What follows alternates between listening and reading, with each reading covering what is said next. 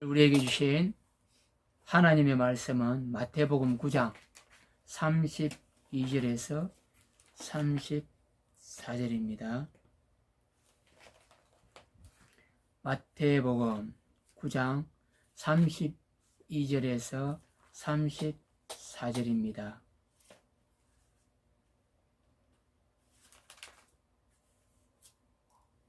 마태복음 9장 32절에서 34절입니다. 다같이 합독합니다. 시작. 그들이 나갈 때에 귀신 들려 말 못하는 사람을 예수께 데려오니 귀신이 쫓겨나고 말 못하는 사람이 말하거늘 우리가 놀랍게 여겨 이르되 이스라엘 가운데서 이런 일을 본 적이 없다 하되 바리새인들은 이르되 그가 귀신의 왕을 의지하여 귀신을 쫓아낸다 하더라. 아멘. 오늘 이 아침에도 주님의 이름으로 사랑하고 축복합니다. 아멘. 오늘은 마태복음 9장 32절 34절로 말 못하는 사람을 고치신 예수님 함께합니다. 계속해서 우리는 마태복음 9장을 강의해 나가고 있지요. 예수님의 치유 사역은 놀랍습니다. 그리고 믿음을 보시면서 믿음대로 행하시는 것을 볼 수 있습니다. 이왕이면 우리는 작은 믿음보다는 큰 믿음의 소유자가 되시기를 바랍니다. 어쨌거나 믿음의 그릇을 크게 해야 반이라도 또 3분의 2라도 채울 수 있는 것입니다. 주님 앞에 믿음으로 또 큰 믿음으로 나아가는 우리 모두가 되시기를 바랍니다. 그리고 우리가 여기에서 조금 조심해야 할 부분이 있습니다. 예수님께서 기적을 행하시고 치유를 행하십니다. 그런데 예수님은 안 보이고 기적만 보이는 것은 어떻습니까? 잘못된 것 아닙니까? 우리는 기적을 맛보지만 그 기적을 행하신 예수님의 그 놀라운 권능과 권세, 또 예수님의 사랑하심을 우리는 반드시 바라봐야 될 것입니다. 이것이 어떤 거하고 같냐 하면 내 자식이, 내 아이가 학교에서 돌아와서 엄마 해놓고 냉장고에 달려갑니다. 그리고 냉장고에 가서 먹을 것을 찾습니다. 엄마는 뒷전입니다. 엄마는 자식을 바라보고 안아보고 싶고 또 물어보고 싶고 뽀뽀해주고 싶은데 이놈의 자식 새끼는 엄마는 뒷전이고 냉장고만 냈다 달려갑니다. 그것을 준비해준 엄마에게 고맙고 감사합니다. 인사는 안 하고 이렇게 해서는 안 된다는 것입니다. 우리도 믿음으로 나갈 때에 매우 조심해야 할 부분입니다. 우리의 삶, 살아가는 것, 순간순간이 은혜라고 생각하면서도 그것을 잊어버리는 순간이 있으면 안 됩니다. 그래서 우리는 매 순간 기뻐, 기도, 감사해야 합니다. 오늘 32절 합독합니다. 시작. 그들이 나갈 때에 귀신 들려 말 못하는 사람을 예수께 데려오니. 아멘. 어제 눈이 열린 두 맹인이 물러가자 두 맹인을 치료해 주었습니다. 예수님께서 그 두 맹인이 이제 물러가고 사람들이 또 데려옵니다. 누구를 데려옵니까? 오늘 귀신 들린 말 못하는 사람을 예수께 데려옵니다. 자, 구약에서는 소경과 벙어리 항상 함께 사용되었습니다. 오늘도 마찬가지고요. 벙어리가 된 원인이 귀신이 들려서 된 것임을 말합니다. 귀신 들림과 질병은 종종 깊은 연관을 가지고 있습니다. 하지만 모든 병이 귀신의 장난이라고 말할 수는 없습니다. 그렇지 않습니까? 예수님 당시 귀신의 역사로 인하여 질병이 생긴다고 믿는 경우를 흔하게 볼 수 있었습니다. 고대인들은 고칠 수 없는 질병은 모두 무엇 때문에요? 귀신 때문이라고 또 귀신에서 유래한다고 여긴 것입니다. 귀신들은 하나님의 형상대로 지음받은 사람들의 몸과 영혼을 사로잡고 있었던 것입니다. 이것은 인간성을 피폐하게 만들어 하나님을 영화롭게 하는 삶을 살지 못하도록 방해하는 역할을 합니다. 마가복음 5장 5절입니다. 밤낮 무덤 사이에서나 산에서나 늘 소리 지르며 돌로 자기의 몸을 해치고 있었더라. 이 귀신이가 들어오면 사람을 못살게 군다는 것입니다. 귀신들은 사단의 왕국에 속한 자들로서 하나님 나라의 적대관계에 놓여 있지요. 에베소서 2장 2절에 이렇게 말씀합니다.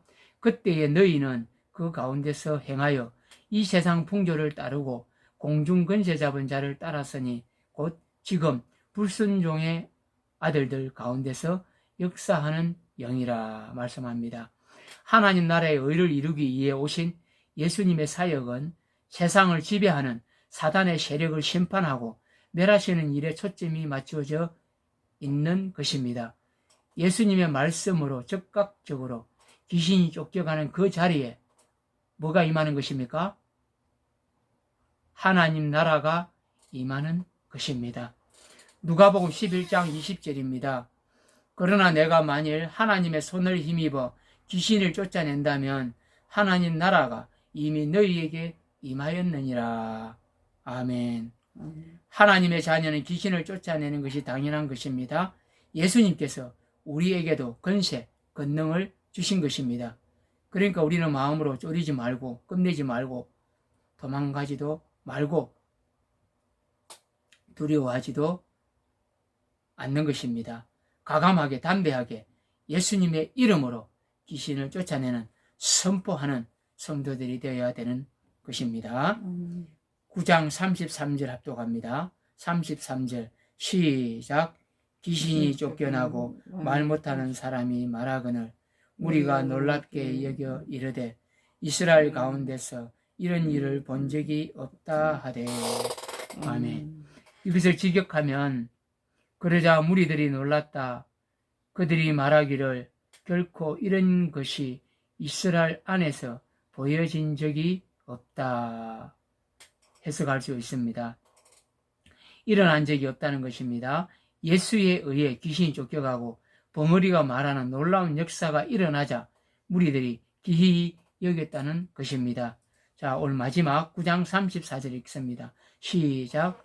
바리새인들은 이르되 그가 귀신의 왕을 의지하여 귀신을 쫓아낸다 하더라. 아멘. 자, 이것은 그러나 바리새인들이 말합니다. 그가 귀신들의 우두머리에 의해 귀신을 쫓아낸다는 것입니다.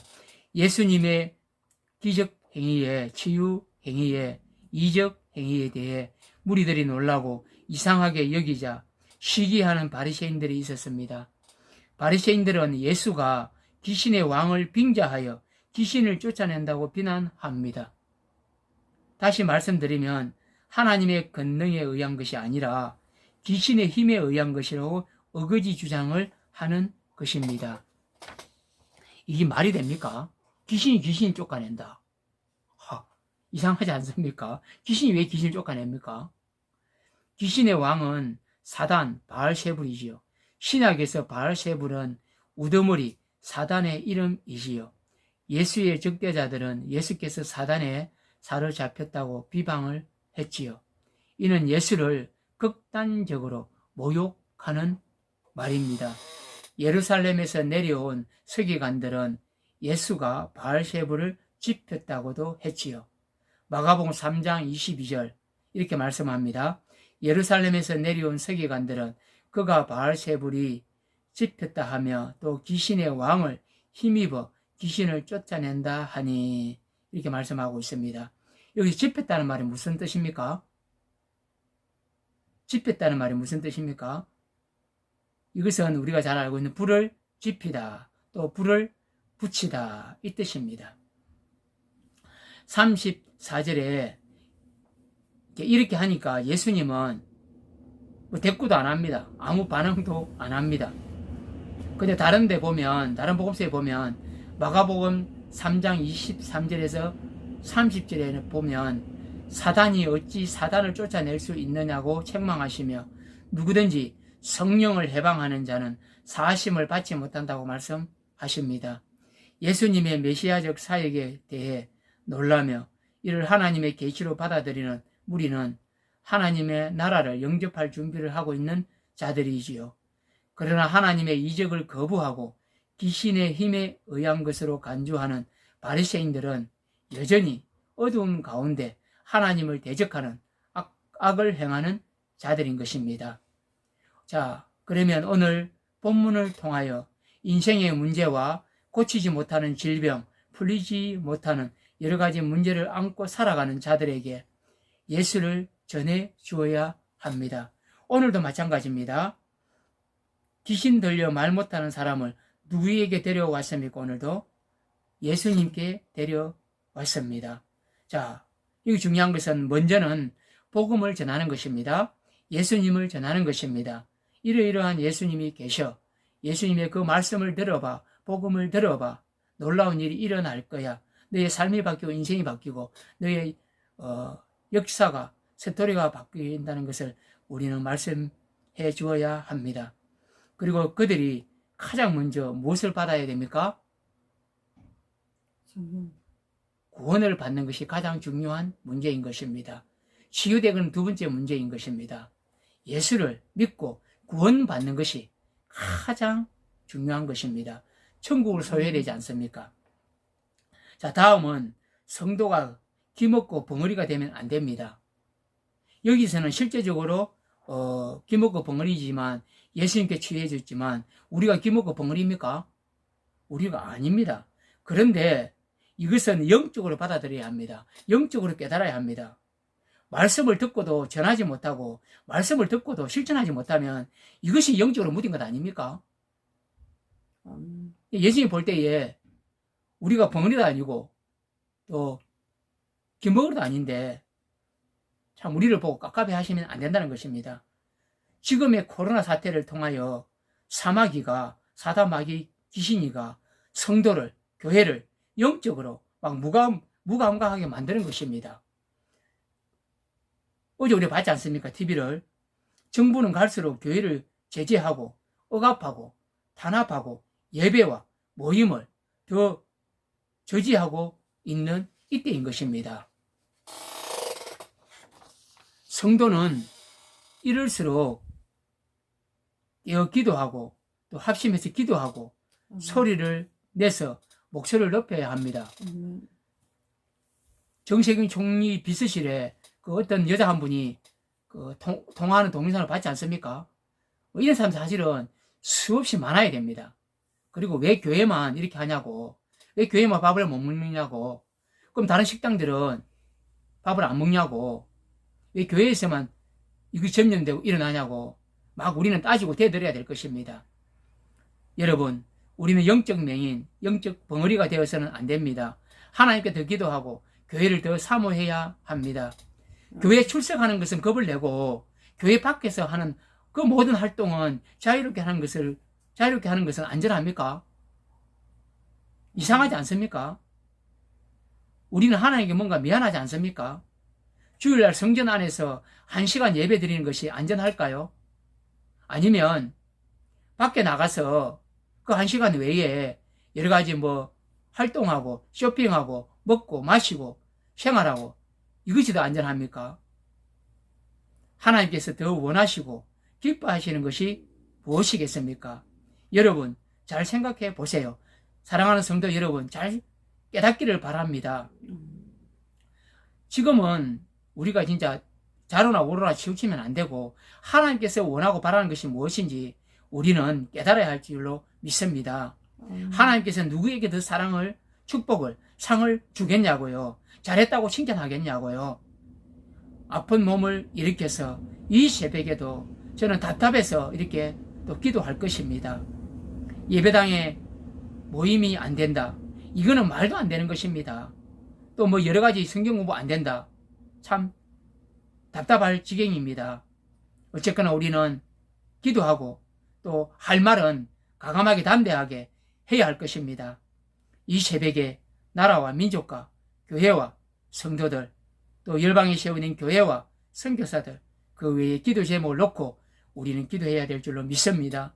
더욱더 이 정부가 깝깝하고 답답하게 하는 이 모든 것을 바라볼 때에 우리는 담대하게 소리를 높이고 또 이 아침에 기도해야 되는 줄로 믿습니다. 이 시간 함께 기도하겠습니다.